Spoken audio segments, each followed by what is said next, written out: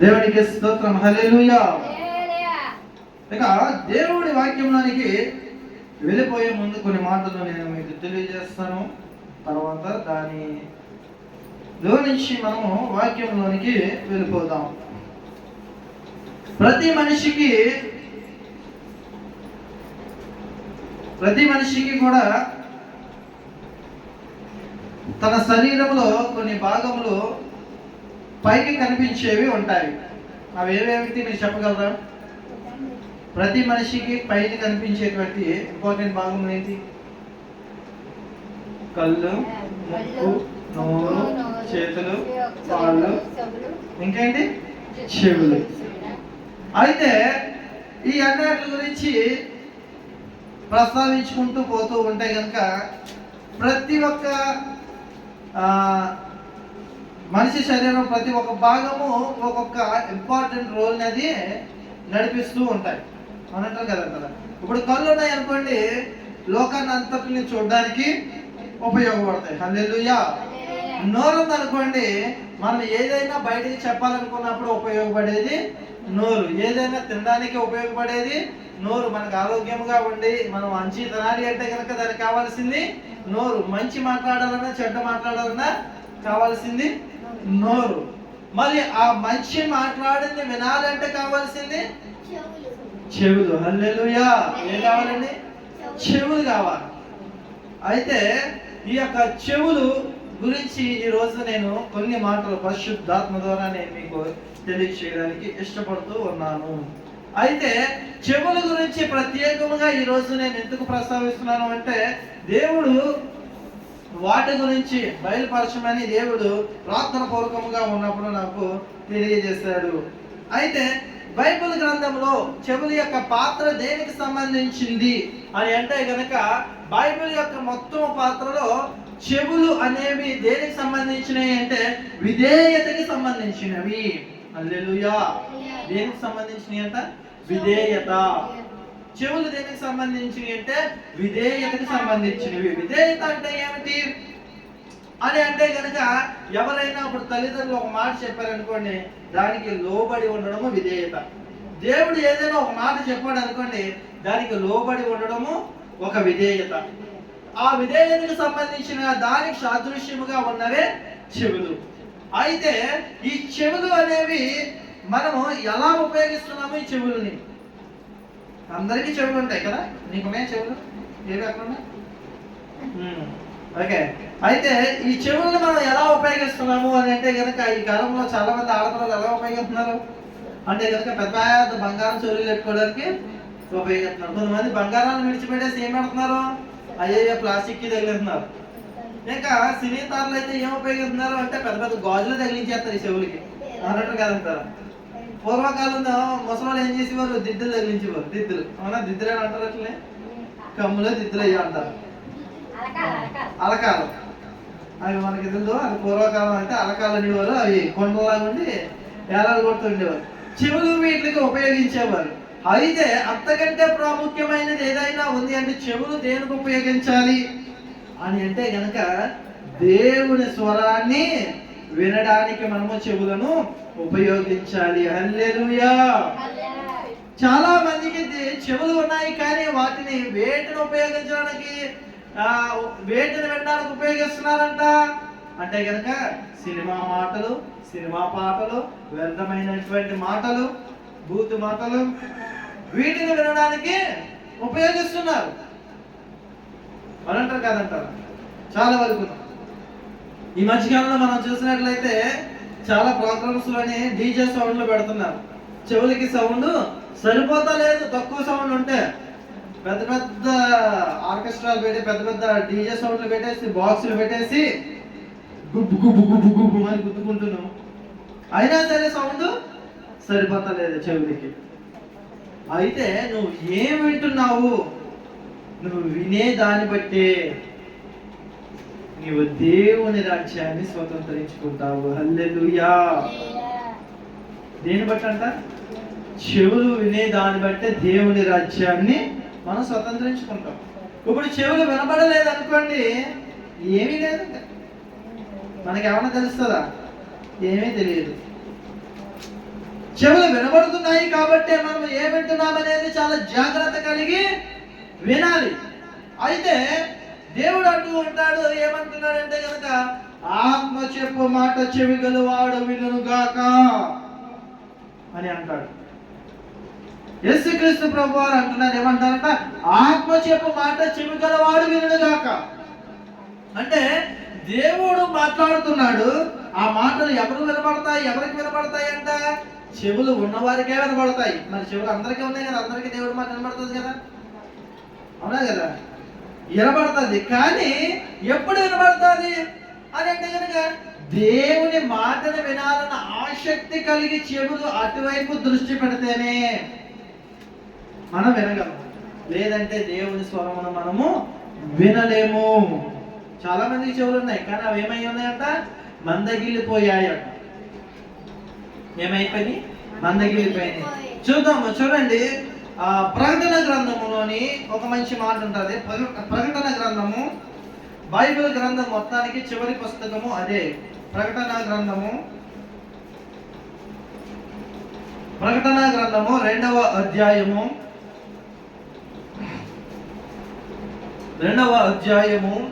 7వ వచనము మనము చదువుకుందాము. చెవి గలవాడు ఆత్మ సంగములతో చెప్పుచున్న మాట వినుగాక. చాలండి. ఏమంట? చెవి గలవాడు ఆత్మ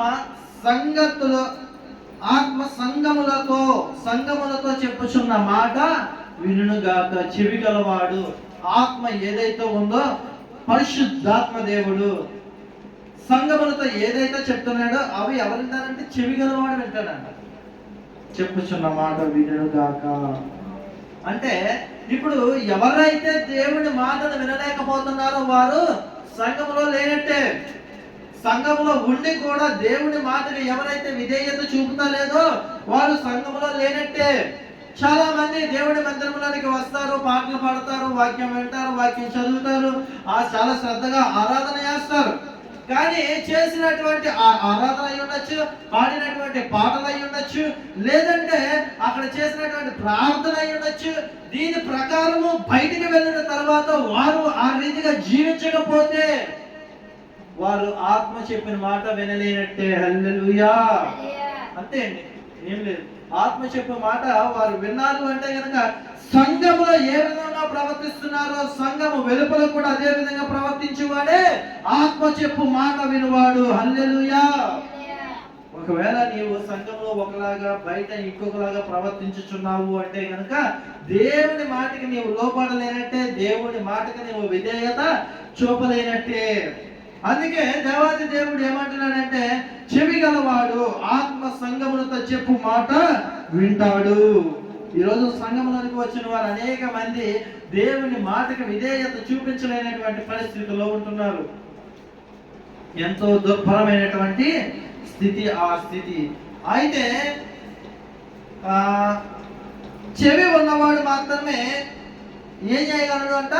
విని గ్రహించగలడు. చెవి ఉన్నవాడు మాత్రమే విని గ్రహించగలడు. చెవి లేనివాడు ఏం చేస్తాడు? విన్నా సరే వినలేనట్టు ఉంటాడు, వాడికి ఏం వినపడదు. కాబట్టి యేసుక్రీస్తు ప్రభువు వారు కొన్ని ఉపమానాలు చెప్పిన తర్వాత ఏమంటాడంటే చూద్దాము. చూడండి, మత్తయి సువార్త 11వ అధ్యాయము. మత్తయి సువార్త 11వ అధ్యాయము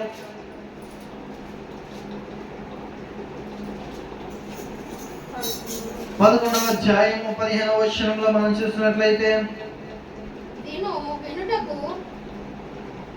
మత్తయి సువార్త 11వ అధ్యాయము 15వ వచనము. వినుటకు చెవి గలవాడు వినుగాక అంటున్నాడు. ఏమంటున్నాడంట? వినుటకు చెవి గలవాడు వినుగాక. ఎవరైతే ఆసక్తి కలిగి ఉన్నారో, దేవుని మాట అంటే ఆసక్తి కలిగి ఉన్నారో వాడు వింటాడంట.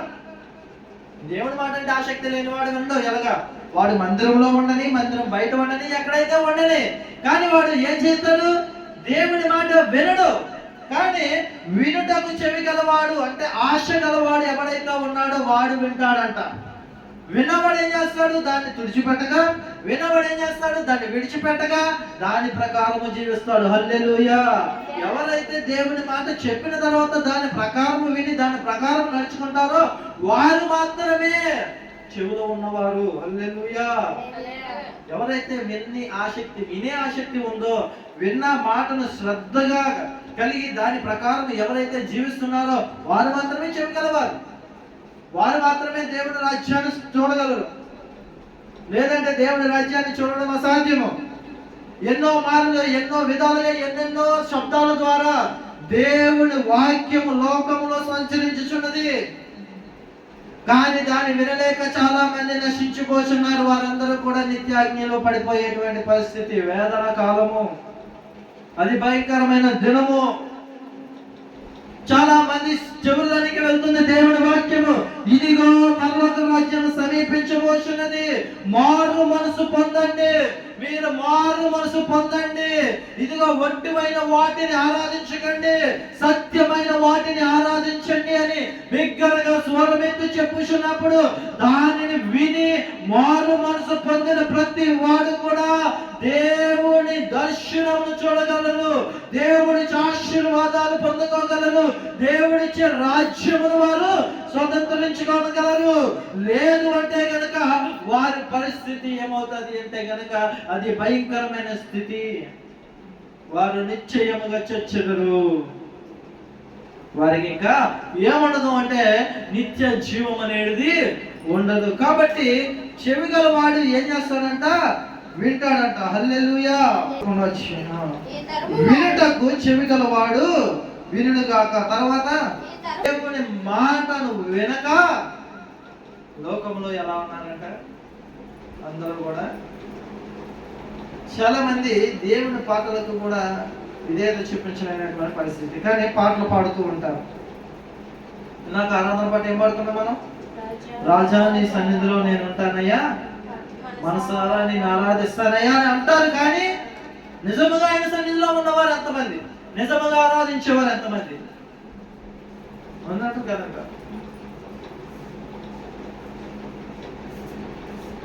ఎటు రీతిగా ఆరాధిస్తున్నారు అంటే కనుక తెలియనటువంటి పరిస్థితి. దేవునికి స్తోత్రం కలుగును గాక. హల్లెలూయా. అయితే చెవి ఉన్నవాడు మాత్రమే దేవుని స్వరాన్ని వినగలడు. దేవుని స్వరాన్ని వినగలిగిన వాడు ఎవడు అంటే గనక వినాలన్న ఆసక్తి గలవాడు మాత్రమే దేవుని స్వరాన్ని వినగలడు. లేకపోతే అది లోకంలోనికి ఎలా కనిపిస్తుందంటే ఇదిగో వినని వానికి అది ఎలా ఉంటదంటే వెర్రితనముగా ఉంటదంట. దేవుని వాక్యము విని దానిని పొందుకున్న వారికి అది శక్తి, వినని వారికి అది వెర్రితనము. కాబట్టి ఇక్కడ మనకి ఈ విధంగా కనిపిస్తుంది. అయితే మనం ఏమి వినాలి అనేది చాలా ప్రాముఖ్యమైనది. దేవుని స్వరాన్ని మనం వినాలి. హల్లెలూయా. మనం ఏం వినాలి అంటే కనుక దేవుని స్వరాన్ని మనం వినాలి. అపవాది స్వరము ఉంది, దేవుని స్వరము ఉంది. అయితే నువ్వు దేన్ని వింటున్నావు అనేది మెయిన్ ముఖ్యమైనది.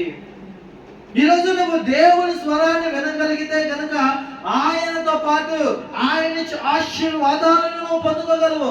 లేదు అంటే కనుక నీవు లోకము మాట అయినటువంటి అపవాది మాట నువ్వు వింటున్నావా? అయితే ఇదిగో నీవు దేవుడి ఆశీర్వాదాలు ఎప్పటికీ కూడా పొందుకోలేవు. ఆశీర్వాదం అంటే ఈ లోక డబ్బు, ఈ లోకంలో ధనము, ఈ లోకంలో ఉన్నటువంటి పేరు ప్రఖ్యాతులను మనుషులు అనుకుంటారు. కానీ ఆశీర్వాదం అంటే అది కాదు. ఆశీర్వాదం అంటే ఏమిటి అంటే కనుక నిత్యమైనటువంటి నిత్య జీవంలో ఉండడం ఆశీర్వాదము. నిత్యము ఆరోగ్యముగా ఉండి దేవుని స్తుతించడం ఆశీర్వాదము.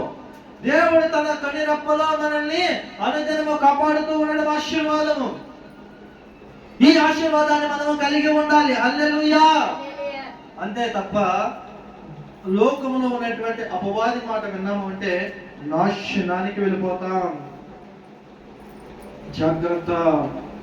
అయితే చూడండి మనం ఏం వినాలి అనేది యెషయా గ్రంథము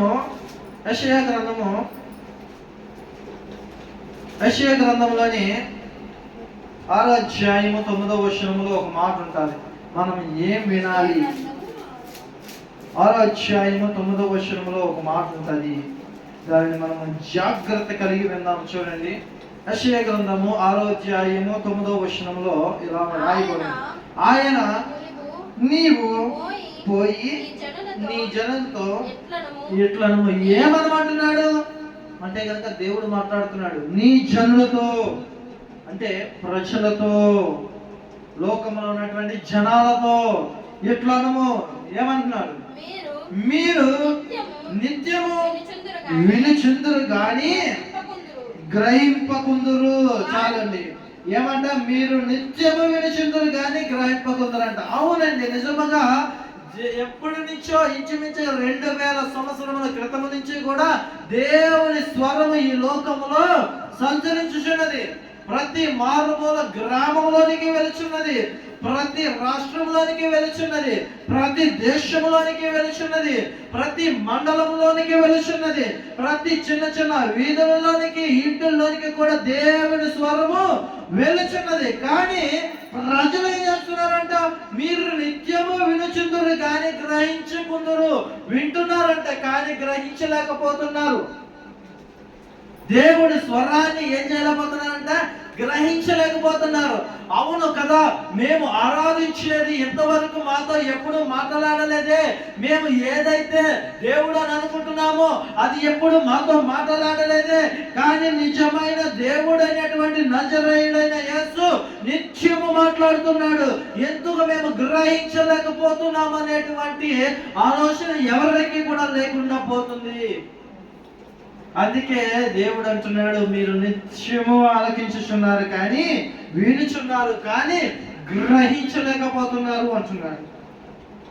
మనం ఏమై ఉండాలంట? గ్రహించేవారిగా ఉండాలి. ఏమి గ్రహించాలి మనము అని అంటే కనుక, ఏది దేవుని స్వరము, ఏది అపవాది స్వరం అనేది మనము గ్రహించాలి. హల్లెలూయా.